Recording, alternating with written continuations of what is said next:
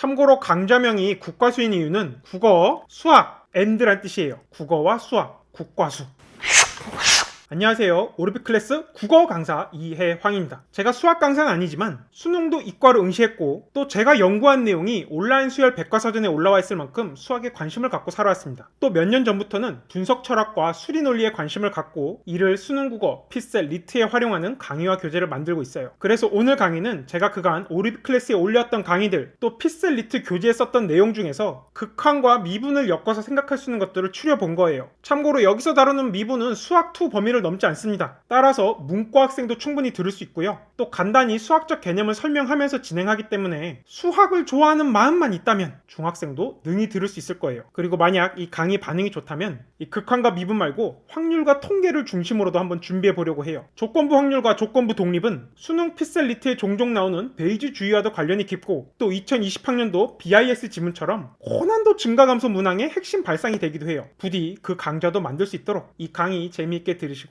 주변에도 많이 추천해 주세요. 정말 유익할 겁니다. 자, 그럼 본격적으로 강의 시작해 볼게요. 자, 먼저 추론을 하기 위한 준비 운동. 이러한 기호를 배울 텐데 이것의 뜻은 반드시란 뜻입니다. 반드시는 또 무슨 뜻이냐? 모든 가능세계에서란 뜻이에요. 가능세계란 말이 좀 어렵다면 모든 경우의 수라고 생각해도 좋아요. 자, 그래서 이거 어떻게 읽는다? A가 참이면 반드시 B가 참이다. 그리고 이 말은 이렇게 바꿀 수가 있습니다. A가 참이면서 B가 거짓인 경우는 없다. 기호로 쓰니까 조금 어렵게 느껴질 수 있는데 X가 실수일 때 X가 0보다 크면 반드시 X제곱은 0보다 크죠. 이 말은 무슨 뜻이라고요? X가 0보다 크면서 X제곱이 0보다 크지 않은 경우는 없다. 이 표현으로 정확하게 번역할 수가 있습니다. 별로 어렵지 않죠? 자, 그럼 여기 이렇게 짝대기를 그은 건 무슨 뜻이냐? A가 참이라고 해서 반드시 B가 참인 것은 아니다. 그 말은 요거를 이렇게 부정하면 돼요. A가 참이면서 B가 거짓인 경우가 적어도 하나 있다. 참고로 이때 적어도 하나는 생략을 해도 의미가 똑같아요. 왜냐? 무언가가 있다라는 것은 적어도 하나 있다는 거고 적어도 하나 있으면 있다라고 얘기할 수 있죠? 그래서 둘의 의미가 같더라. X가 존재한다? 그 말은 X가 적어도 하나 이상 존재한다. 이것과 완전히 같은 말. 혹시 몰랐다면 잘 기억해 두고요. 그래서 이 말을 우리가 대충 기호화해 보면은 A이면서 B가 거짓인 경우가 존재한다 라고 쓸 수가 있어요. 이 존재한다를 기호하는 방법도 있긴 한데 그건 고교 수학 과정에서 다루지 않기 때문에 우리는 그냥 이렇게만 나타내겠습니다. A가 참일 때 반드시 B가 참인 것은 아니다. 어떻게 나타낸다고요? A가 참이면서 B가 거짓인 경우가 적어도 하나 존재한다. 별로 어렵지 않죠? 자, 그리고 이 뒤에서 배울 내용들은 A와 B 자리에 이것저것 수학적 개념들을 넣는 것에 불과해요. 그러니까 지금 이 틀 완전히 외워두세요. 특히 이 화살표는요, 첫 번째 정의보다 두 번째 정의로 기억하는 게 훨씬 문제 풀이가 쉽습니다. 나중에 강의 끝나고 따로 외울 생각하지 말고 지금 이 자리에서 외우고 넘어가요. A가 참이면 B가 반드시 참이다. 무슨 뜻이라고요? A가 참이면서 B가 거짓인 경우는 없다. 그리고 그것의 부정은 A가 참이면서 B가 거짓인 경우가 있다. 적어도 하나 존재한다. 외울 수 있겠죠? 자, 그래서 첫 번째 추론 규칙, A and B가 참이면 반드시 A가 참이다. 우리는 이러한 추론 규칙을 AND 없애기라고 부르겠습니다. 논리학에서는 연원지 제거 뭐 이런 식으로도 나타내는데 용어가 중요한 게 아니니까 이러한 추론을 쉽게 직관적으로 기억할 수 있도록 AND 없애기다 이렇게 기억하자는 거죠. 그리고 여기에 제시된 것은 2005학년도 9월 모의평가 수리 영역 이의제기 심사 결과 답변 자료인데 이런 이의제기 제도가 처음에 도입되었을 때는 출제기관에서 굉장히 성실하게 답변을 해줬어요. 이 내용의 핵심은 뭐냐? 이 어떤 수열을 보니까 이렇게 나타내지더라는 거죠. 이 수열은 공차가 0인 등차 수열이기도 하고요. 공비가 1인 등비 수열이기도 하죠. 근데 선지에 뭐가 나왔냐? 요 이거는 등비 수열이다라고 나왔어요. 자, A and B로부터 B다, 등비 수열이다 이렇게 추론하는 거 당연히 적절하죠. 어떠한 규칙에 의해서? AND 없애기에 의해서. 그래서 이 명제는 당연히 참이에요. 요게 참이었기 때문에 요것도 당연히 참이더라. 그런데 어떤 학생이 이의제기를 한 거예요. 아니 요거는 등비 수열이자 등차 수열이다. 근데 딸랑 등비 수열이라고 하면 어떡하냐? 틀린 거 아니냐? 근데 출제기관이 뭐라 그랬다? 어떤 학생이 삼국지와 장길산을 읽었다고 해봅시다. 그러면 당연히 삼국지를 읽었다는 참입니다. 어떤 규칙에 의해서? AND 없애기에 의해서. 그런데 만약에 장길산을 읽었다고 해서 갑자기 A가 거짓이다 이렇게 얘기할 수는 절대 없더라. 왜? 이 AND 없애기 규칙 이것으로부터 A도 타당하게 도출되고 B도 타당하게 도출되니까요. 그래서 네가 한 이의제기는 아무짝에도 쓸모가 없어 뭐 이렇게 답변하고 넘어갔던 적이 있습니다. 자, 두 번째 배울 추론 규칙은 A가 참일 때 반드시 A A이거나 B는 참이다라는 거예요.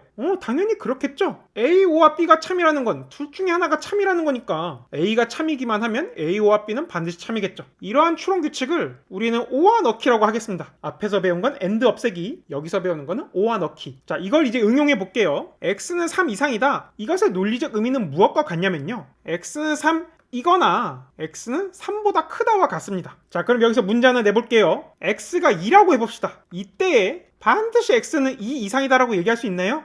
얘기할 수 있죠. 어떤 규칙을 통해? 오와 넣기를 통해. X가 2 이상이라는 것은 X가 2이거나 X가 2보다 크다는 거고, 크게 보면 A일 때 A, O와 B가 참이라는 거니까 이거는 오와 넣기의 구조를 정확하게 갖고 있죠. 따라서 이러한 추론은 타당합니다. 자, 그래서 옛날에 2005학년도 수능에 어떤 일이 있었느냐, 문제를 보니까 왼쪽보다 오른쪽이 크다, 이게 성립하더라는 거예요. 그런데 선지에 이렇게 표현이 되어 있어요. 앞에 게 맞으면 뒤에 게 반드시 참이죠. 어떤 규칙에 의해서? 오와 넣기에 의해서. 너무나도 자명하죠. 그런데 이러한 추론 규칙을 몰랐던 어떤 학생이 이것에 대해서 이의제기를 걸었고, 출제자가 설명을 해주는 거예요. 이것의 의미는 작거나 같다, 오하다. 따라서 작다나 같다 중에서 어느 하나만 성립하면 이 부등호를 포함한 식은 참이 된다. 근데 문제에서 요게 참이었으므로 선지의 요 디귿도 반드시 참일 수밖에 없더라. 따라서 너의 이의제기는 타당하지 않아 하고 넘어갔습니다. 자, 이제부터가 좀 재미있어요. 2020학년도 리트 추리 논증 문제인데, 지문의 상황을 읽어보면 병과 정의 진술 중 하나만 거짓이에요. 즉 어느 하나가 참이면 다른 하나는 반드시 거짓, 어느 하나가 거짓이면 다른 하나는 반드시 참인 상황이죠. 이런 걸 모순관계라고 하는데, 하여튼 이러한 상황에서 갑자기 선지에서 뭐라 그러냐면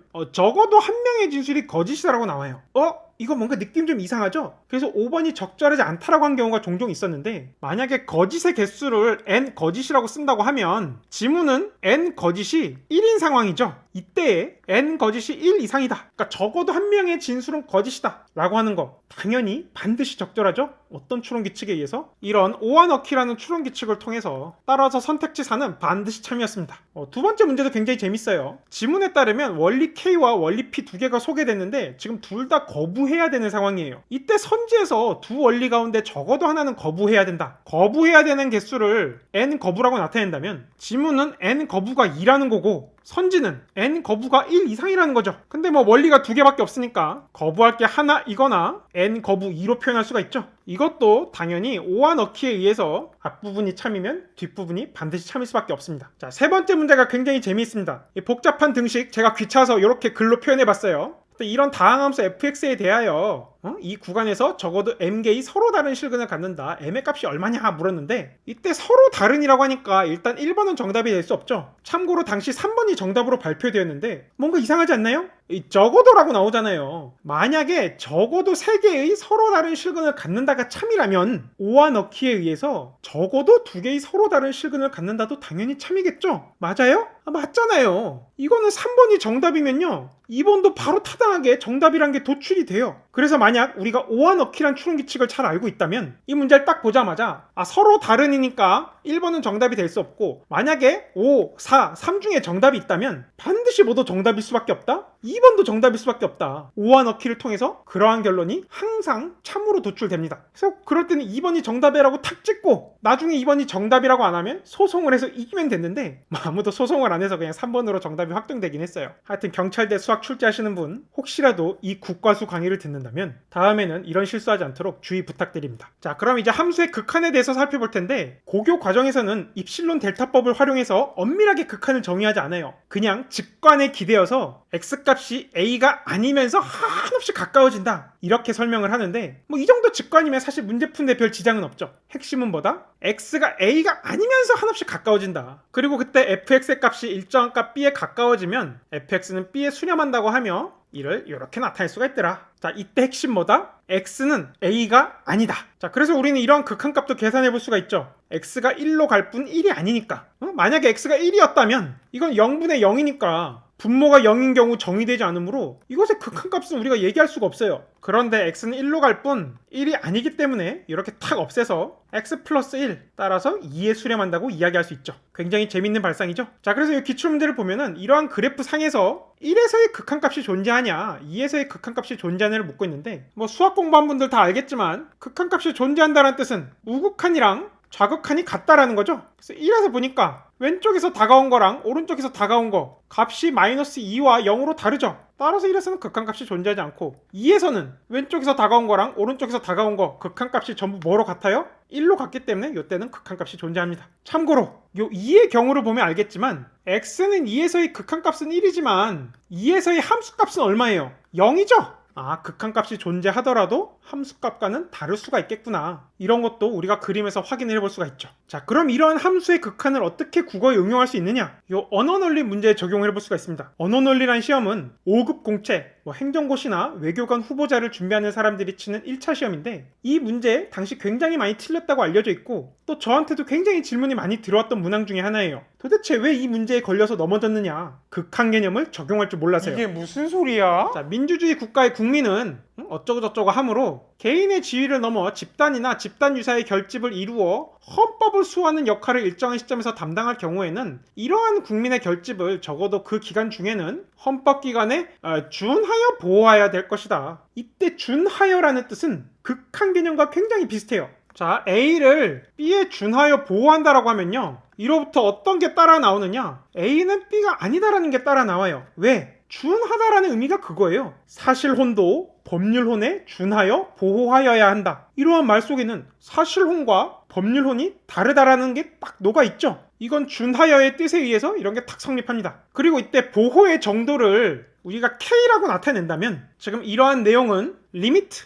A가 B는 아니지만 하여튼 B와 굉장히 유사하게 갈 때 A에 관한 보호 정도를 B의 보호 정도인 K와 같게 한다는 뜻이에요. A가 B는 아니면서 굉장히 B에 가깝게 갈 때 보호하는 정도를 B와 같게 K로 맞춰라. 그게 이 문장의 의미입니다. 따라서 지금 이 문제에서 국민의 결집을 헌법기관에 준하여 보호한다는 것은 국민의 결집이 헌법기관이 아니긴 하지만 국민이 개인의 지위를 넘어 집단 유사의 결집을 이루어 헌법을 수호하는 역할을 일정한 시점에서 담당할 경우 그 기간 중에는 헌법기관에 굉장히 유사하게 감으로 헌법기관은 아니지만 보호하는 정도를 갖게 하라. 그 뜻이에요. 따라서 이때 판결문과 양립할 수 없는 것, 양립할 수 없다는 상충하는 것 혹은 비일관적인 것, 이 말은 동시에 참일 수 없는 것을 고려한 뜻이거든요. 이에 따르면 정답이 1번이 됩니다. 왜냐? 이러한 국민들은 헌법기관으로 보는 것이 경우에 따라 허용되는 게 아니기 때문에 그래요. 둘은 그냥 달라요. 그래서 5번, 이러한 국민들은 헌법기관이 아니라고요. 왜? 준하여라고 쓰였으니까. 그런데 굉장히 많은 수험생들이 그러한 극한 개념, X는 A가 아니지만 A에 한없이 가까이 간다는 그러한 개념을 여기에 응용하지 못했기 때문에 5번이 틀리고 1번이 적절하다고 본 거죠. 하지만 사실은 어떻다? 경우에 따라 허용된다는 1번이 거짓이더라. 이거 헷갈리지 않겠죠?